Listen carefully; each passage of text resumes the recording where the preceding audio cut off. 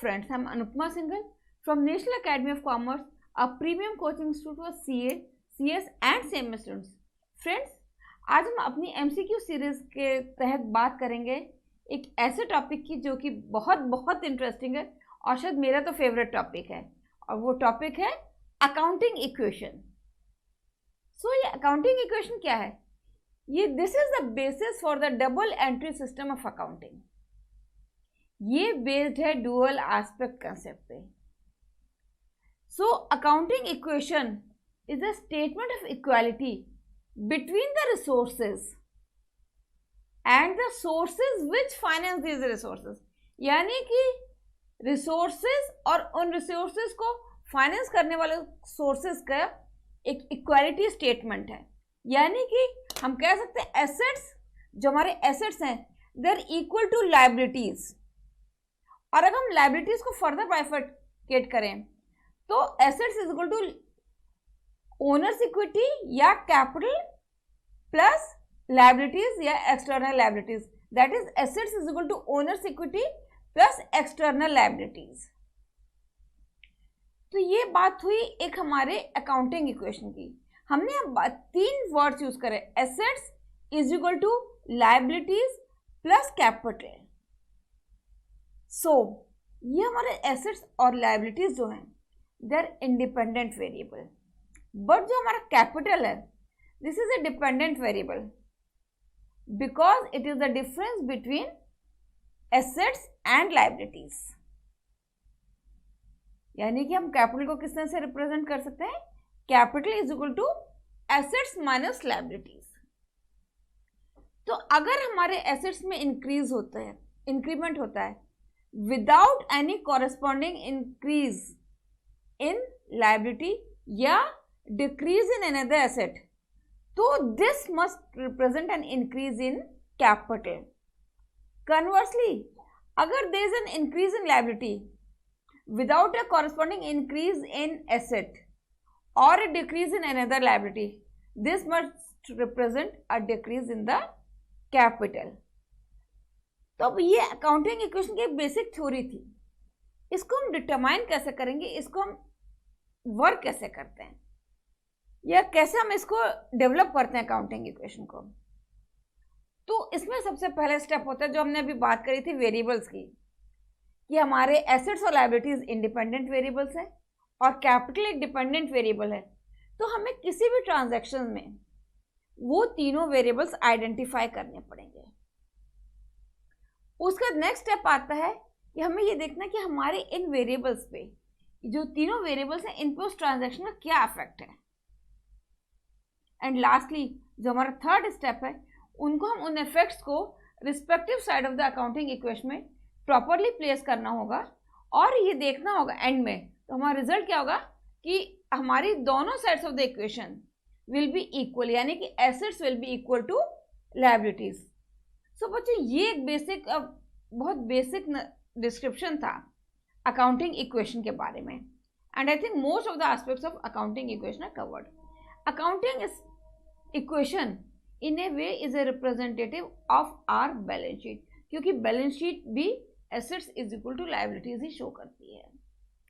Credit side is liabilities, debit side is assets हमारी balance sheet में. सो asset जो हमारी accounting equation it is a representative of a balance sheet. तो आइए इसमें हम बात करते हैं कुछ MCQ क्वेश्चंस की, जो कि हमारे इस सीरीज में 10 क्वेश्चंस की सीरीज हम लोगों ने बिगिन कर रखी है. तो the very first question is which of the following is correct. Option A, assets is equal to liabilities minus capital. B, assets is equal to capital minus liabilities. C is equal to liabilities plus capital. And D is equal to external equities. अभी हम लोगों ने ये discuss करा था कि क्या होता है. हम बात करते हैं इसमें एसेट्स इज इक्वल टू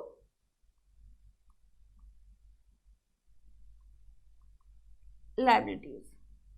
ठीक है.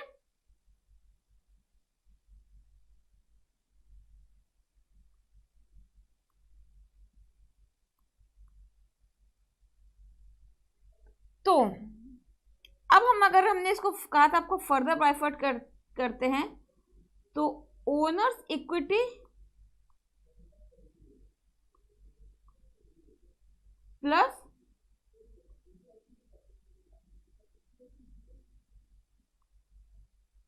External liabilities assets is equal to ये। तो अब आप देखिए ऊपर आपका क्या ऑप्शन करेक्ट हो सकता है। सोचिए, बहुत सिंपल ही तो हमने डिस्कस भी करा था, is the most basic aspect. The correct answer is C, assets is equal to liabilities plus capital. I hope ये क्लियर हुआ होगा आपको। Moving to the next question, which of the following is correct. यहां पे हमें इस question में क्या निकालना है, we have to find out the opening capital. So opening capital पहले ऑप्शन हमको दिए, opening capital is equal to closing capital plus additional capital minus drawings and minus profit. Second option क्या दिया है, opening capital is equal to closing capital plus drawings minus additional capital minus loss. Moving on to the third option, opening capital is equal to closing capital plus drawings minus additional capital minus profit. Last है none of this.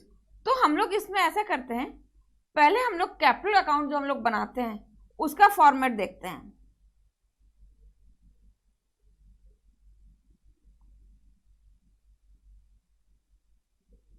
Capital account इसको हम बनाते हैं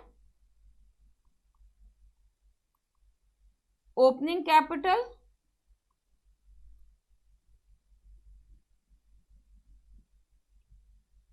plus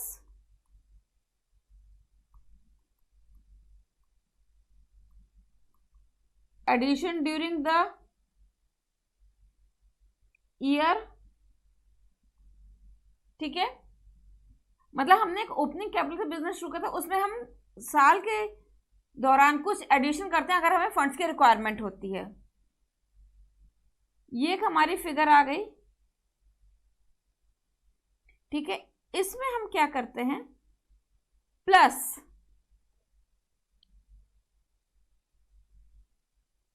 इसको हम लोग पहले से ले लेते हैं, लेस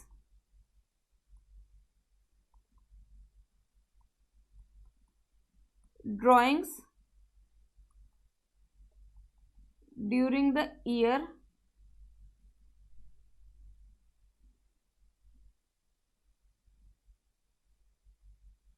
अब ये जो फिगर हमारी आई थी इसमें हम ड्राइंग्स माइनस कर देंगे, फिर हमारी कुछ एक रिजल्टेंट फिगर आ जाएगी। इसमें हम लोग net profit during the year और रिमेंबर और minus net loss during the year. मतलब अगर प्रॉफिट आया है हमारे को तो हम इस फिगर में ऐड करेंगे, और अगर लॉस हुआ है हमें ड्यूरिंग द ईयर तो हम उसको माइनस कर देंगे। तो यहां पे जो भी एस्पेक्ट आएगा आपको ईदर दिस और दिस। ठीक है,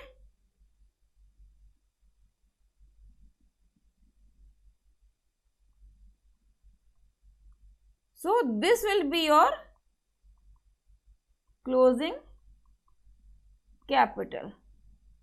तो ओपनिंग कैपिटल अगर आपको देखें दोबारा, ओपनिंग कैपिटल में हम ऐड करते हैं जो भी हमने फर्दर कैपिटल बिजनेस में लगाई है ड्यूरिंग द ईयर, उसमें से हम ड्राइंग्स माइनस करते हैं अगर हमने बिजनेस से कुछ पैसा निकाला है फॉर पर्सनल यूज, और फिर उसके बाद जो फिगर आती है उसमें से अगर हमारे ड्यूरिंग द ईयर प्रॉफिट हुए तो हम ऐड कर देते हैं उसको, और अगर लॉस हुआ तो हम उसको माइनस कर देते हैं। विद द रिजल्ट हमारी आ जाती है ये क्लोजिंग कैपिटल। सो अब वापस क्वेश्चन पे चलते हैं। तो यहाँ पे इन्होंने ओपनिंग कैपिटल पूछा है, तो अभी तक जो हम मूव कर रहे थे वो हम इस डायरेक्शन मूव कर रहे थे,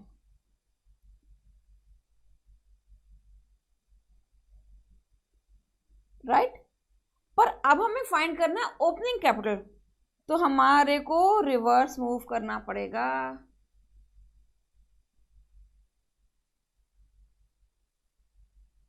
दिस मीन्स हमारे को नेट प्रॉफिट माइनस करना पड़ेगा, प्रॉफिट माइनस करना पड़ेगा, एडिशनल कैपिटल माइनस करना पड़ेगा, ड्राइंग्स ऐड करनी पड़ेंगी, ठीक है?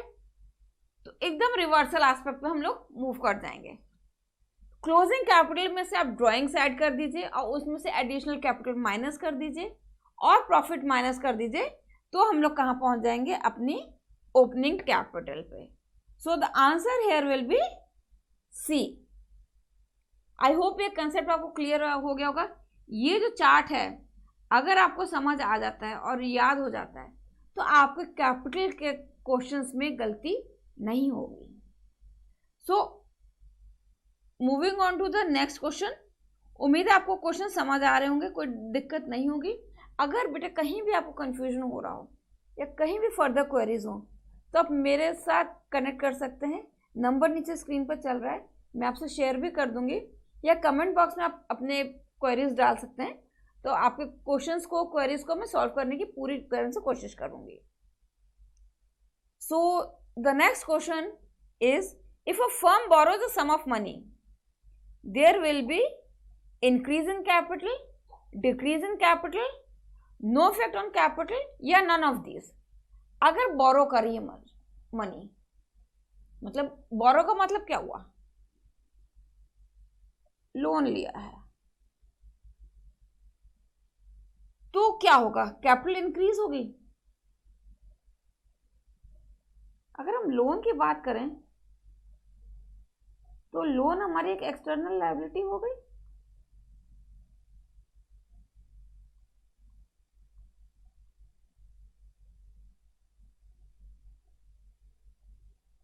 क्या इसका कैपिटल पे कोई इफेक्ट होगा?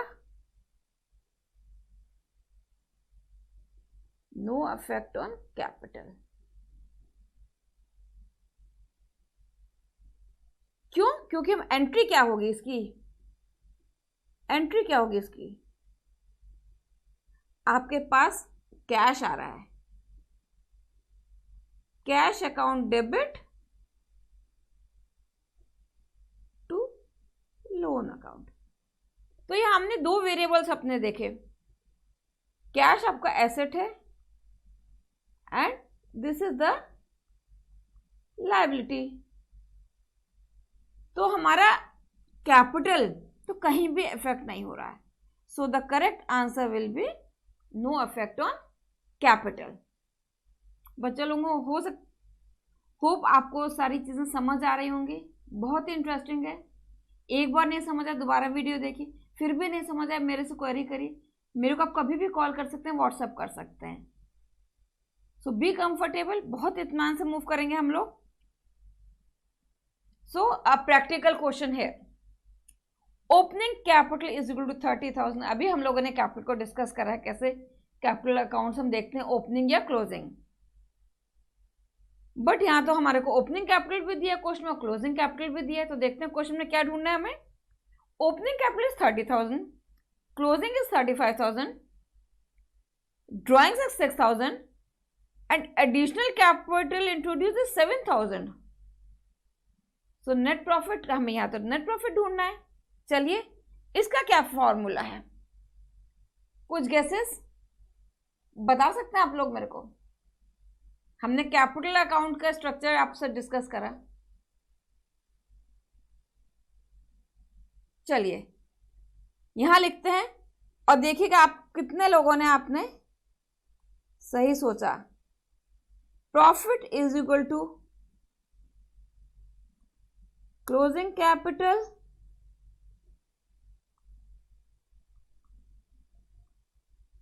Plus drawings minus additional capital minus opening capital. Profit is equal to closing capital plus drawings minus additional capital minus opening capital. तो क्या हम अपनी जो क्वेश्चन में फिगर्स दिए हैं उसको रख के यहाँ पे ढूंढ सकते हैं? चलिए कोशिश करते हैं. क्या आपने यही इक्वेशन एनालाइज करी थी प्रॉफिट की? अगर सही है तो वेरी गुड, कॉन्ग्रेचुलेशंस. और अगर कहीं भी मिस्टेक हुई है तो प्लीज हताश मत होइए, थोड़ी सी प्रैक्टिस की जरूरत है, वो भी क्लियर हो जाएगा. सो हमारा profit is equal to closing capital क्या दिया हुआ है बच्चों? 35,000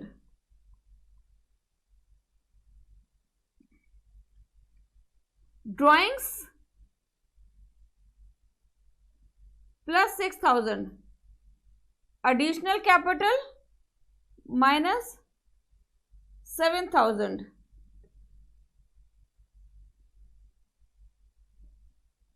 क्या ये आंसर है हमारा? फर्दर हम इसको इक्वेट करते हैं. 41,000 माइनस 7,000 माइनस 30,000. लेट्स सी क्या आता है. 41 में से 7 गैप का कितना होगा?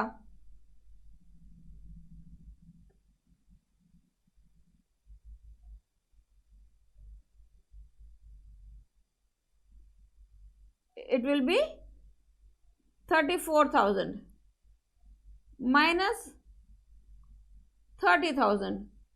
So your profit comes to 4,000.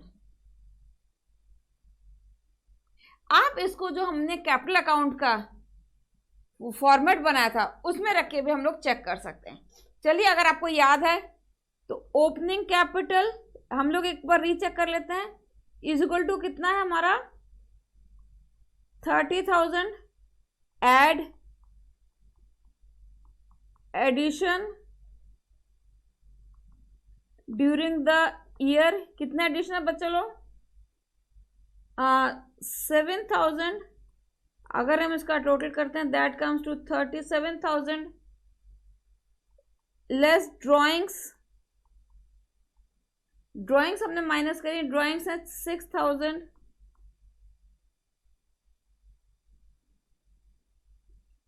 that comes to 31,000. Add profit जो हमने अभी यहां पे कैलकुलेट करा था उसको हम यहां पे ऐड कर देंगे.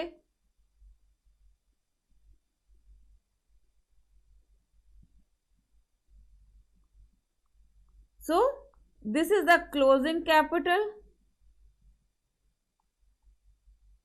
क्या हमारे क्वेश्चन में भी 35,000 दी गई है क्लोजिंग कैपिटल? यस, हमारे क्वेश्चन में भी क्लोजिंग कैपिटल 35,000 दी गई है. दिस मीन्स जो हमारा ये आंसर आया था दिस इज परफेक्टली राइट. समझ आया? हमने इसको एक प्रॉफिट की अलग इक्वेशन थी जिसके थ्रू सॉल्व करा और उसको हमने यहाँ पे जाके रीवेरीफाई करा उस इक्वेशन से जो कि हम लोगों ने अभी ऊपर देखी थी.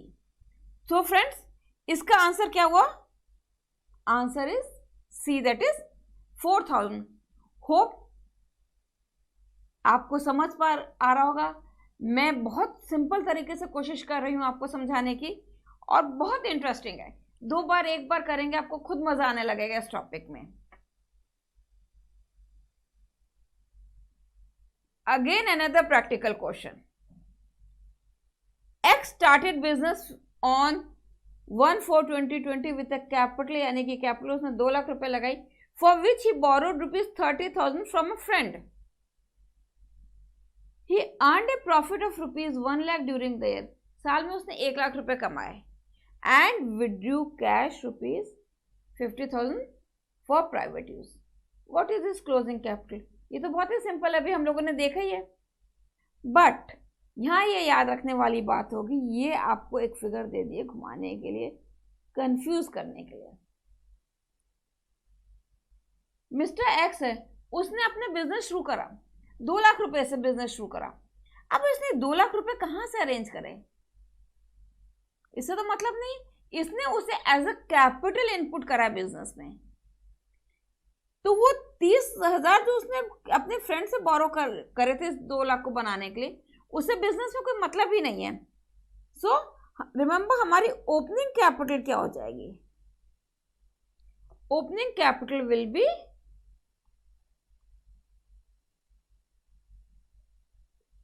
2 लाख। This figure is इमैटेरियल। ये केवल और केवल आप लोगों को कंफ्यूज करने के लिए दी हुई है। फर्स्ट इंस्टेंस पे अगर हम लोग क्वेश्चन ध्यान से नहीं पढ़ेंगे तो हम करेंगे क्या कि 2 लाख में से 30,000 को माइनस कर देंगे, इस 30,000 को हम लोग लोन दिखा देंगे। बट अगर क्वेश्चन को बहुत क्लियरली थरली स्टडी करा जाएगा, उसके एक एक शब्द पे ध्यान दिया जाएगा, तो हम समझ पाएंगे कि हमारी ओपनिंग कैपिटल 2 लाख है। लेस ड्रॉइंग्स, हमारी एडिशनल कैपिटल तो कोई थी नहीं, हमने 50,000 लेस कर दिए। बैलेंस कितना बचा? 1,50,000। अब वो कह रहा है कि हमने प्रॉफिट भी कमा लिया 1 लाख रुपए का, तो हम इस प्रॉफिट को ऐड कर देते हैं। सो बच्चों आंसर आया 2,50,000। This is our closing capital. है ना इजी? सिंपल सा इक्वेशन है, उससे आप करते जाइए। सो the correct answer is 2,50,000। Any confusions? नहीं ना? उम्मीद है आगे भी और भी जो थोड़ी बहुत भी कंफ्यूजन आपको में होगी ना, सारी हट जाएगी। बी रिलैक्स, बी काम, बड़े इत्मीनान से हम लोग कर रहे हैं क्वेश्चंस, बहुत ही सिंपल, बहुत ही इंटरेस्टिंग है। चलिए नेक्स्ट क्वेश्चन हमारा आता है।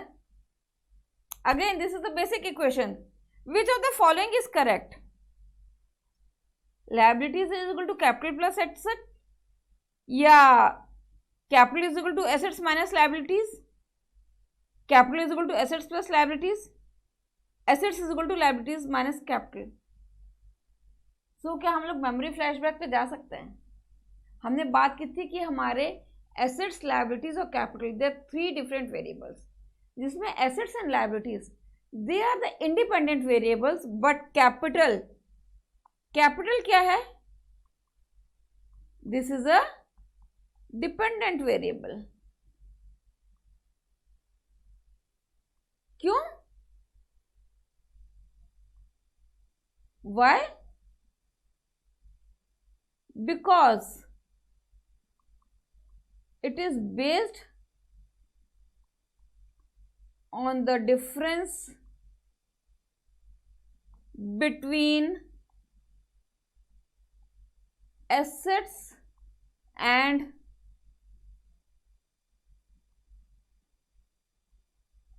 liabilities. So जब हम कहते हैं assets is equal to liabilities और assets is equal to capital plus liabilities, then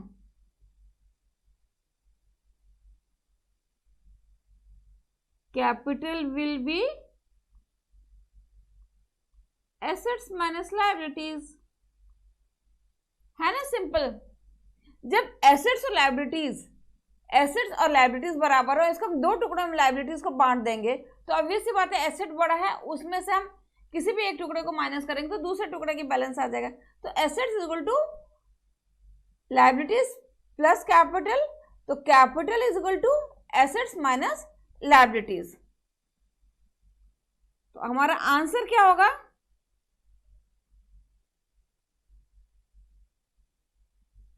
capital is equal to assets minus liabilities. I hope no confusions. चलिए नेक्स्ट क्वेश्चन हमारा आता है एक छोटा सा क्वेश्चन है, purchase of office equipment on credit will lead to. देखिए किसी भी चीज को, अकाउंटिंग इक्वेशन को जब आप बात करते हैं तो उसमें पहले किसी भी ट्रांजैक्शन की आप जर्नल एंट्री अगर दिमाग में ला देते हैं तो आपका आंसर कभी भी गलत नहीं होगा। अब हम बात कर रहे हैं purchase of office equipment on credit. Suppose ये हमने मिस्टर एक्स से परचेज करा है, suppose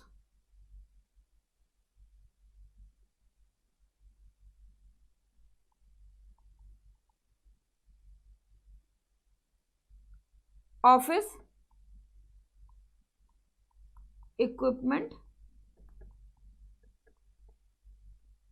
purchase from mister x. तो हमारी जर्नल एंट्री क्या होगी? ऑफिस इक्विपमेंट आपका एसेट्स है, तो एसेट्स का रूल क्या होता है? रियल अकाउंट होता है एसेट्स। तो debit what comes in, credit what goes out.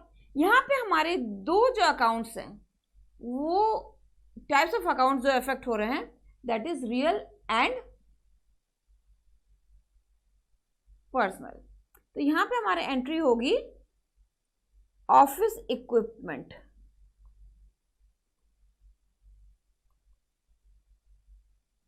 Account debit to mister X. अब ये बताइए इसमें कहीं भी कैपिटल आ रहा है? कैपिटल इंक्रीज या डिक्रीज की बात आ रही है? नहीं आ रही है। क्या हमारी लायबिलिटी डिक्रीज हो रही है? नहीं, हमारी लायबिलिटी तो इंक्रीज हो रही है। हमारी लायबिलिटी तो इंक्रीज हो रही है, तो ये आंसर भी गलत है। क्या हमारे एसेट्स बढ़ रहे हैं? यस, हमारे एसेट्स बढ़ रहे हैं, हम ऑफिस इक्विपमेंट खरीद रहे हैं तो हमारे एसेट्स इंक्रीज हो रहे हैं। तो the correct answer is this. Very simple ना। चलिए आगे बढ़ते हैं। Oh, another practical question. This is an interesting question. चलिए, closing capital of X Y Z, यानी तीन लोगों की बात हो रही है यहाँ पे, एक्स वाई जेड पार्टनरशिप की 50,000, 45,000, 30,000 रिस्पेक्टिवली है। Their drawings were 10,000, 5,000 and 12,000. Amount of profit earned during the year was 18,000, which was distributed in the ratio of 3:2:1. Opening capital will be. अभी हम लोगों ने देखा था ओपनिंग कैपिटल हम लोग कैसे कैलकुलेट करते हैं। एक बार दोबारा रिवाइज करते हैं, फिर आप लोग मेरे को कैलकुलेट करके बताइएगा। Opening capital is equal to closing capital plus drawings minus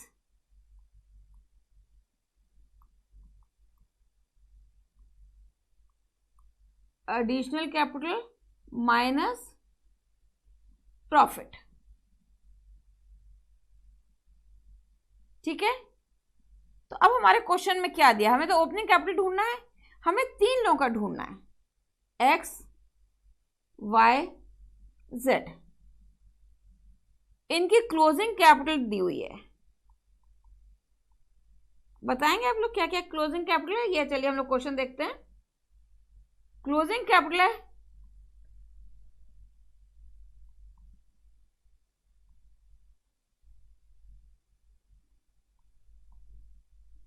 50,000,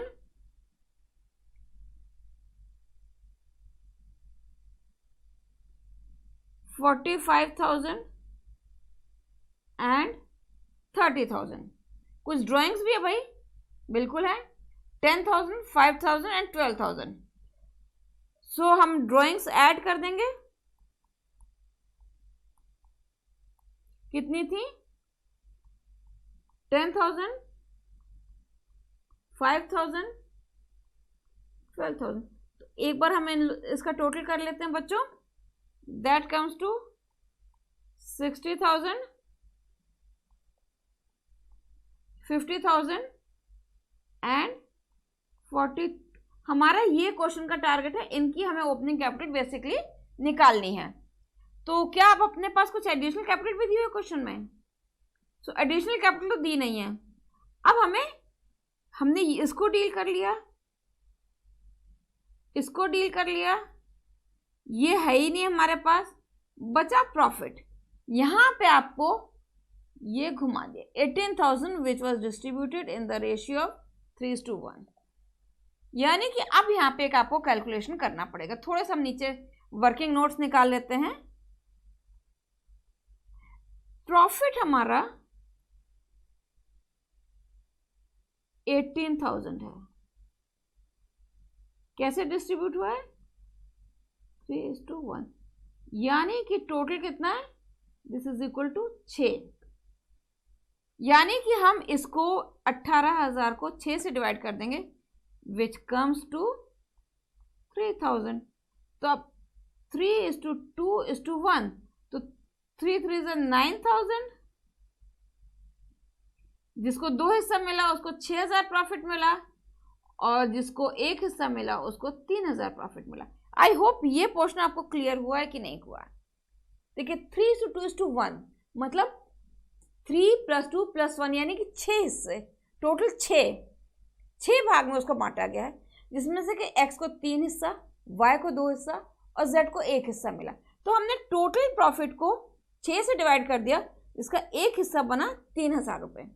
तो हमारे x भाई को मिला था 3 हिस्सा, दैट इज 9,000 प्रॉफिट हो गया। तो हम लोग यहाँ पे लिखते चलते हैं प्रॉफिट, तो सॉरी यहाँ पे हमें माइनस करना है क्योंकि हमें ओपनिंग कैपिटल पहुंचना है।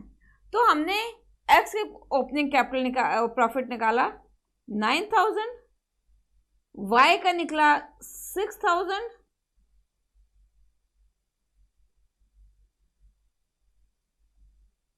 और z का 3,000। अब क्या यहां से हम लोग की वो निकल सकती है ओपनिंग कैपिटल? बिल्कुल जी निकल सकती है। हमें बेसिकली z की निकालनी थी, तो हम पहले z की कर लेते हैं। ये माइनस होगा तो this will come to, sorry ज्यादा,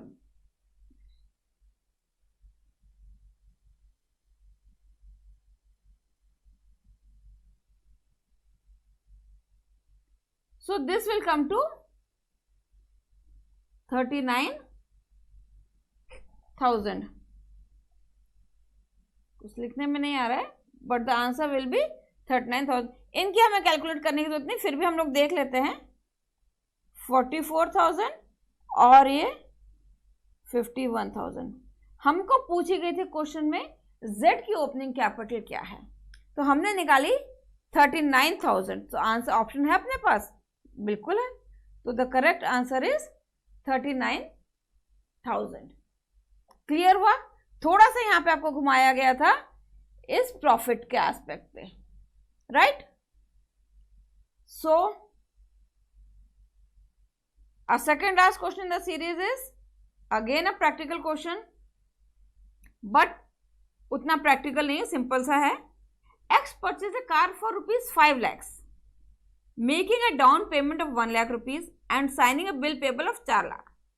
As a result of this transaction, मतलब हमने 5 लाख की कार खरीदी और हमने डाउन पेमेंट का मतलब होता है कि हमने उसी समय 1 लाख रुपए पे कर दिया। 5 लाख की कार थी, 1 लाख पे कर दी और एक बिल पेबल साइन करा है 4 लाख का। तो as a result of this transaction, हमारा क्वेश्चन आंसर पूछ रहे वो कि एसेट इंक्रीज करेंगे 4 लाख से कि लायबिलिटीज इंक्रीज करेंगे 4 लाख से, कि बोथ ए एंड बी होगा, कि एसेट इंक्रीज करेगा 5 लाख के। तो इसके लिए हमें सबसे पहले इसकी एंट्री लिखनी पड़ेगी। तो हमने कार खरीदी, कार अकाउंट डेबिट, हमने 1 लाख कैश दे दिया, ठीक है,